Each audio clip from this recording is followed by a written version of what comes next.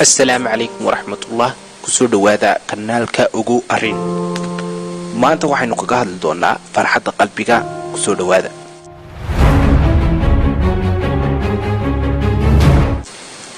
فرحة قلبك أو أن لحين وحمرجة وشيء وربقف ولبا أو نجمدا تعسين واتلقوا هلا نور الوناكسن سووا هلا قف ولبنا waxaa jira asbaabo diineed dabeecad iyo camal ahaanba aad u kasban karto waxa kamid ah rumaynta Allah subhanahu wa ta'ala waa ugu muhiimsan ee ugu horeysa inaad farxada qalbiga aad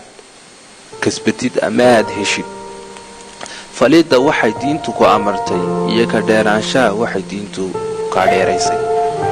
inaan ka fikirin waxa soo socda iyo wixii tagay sababta oo ah wixii tagay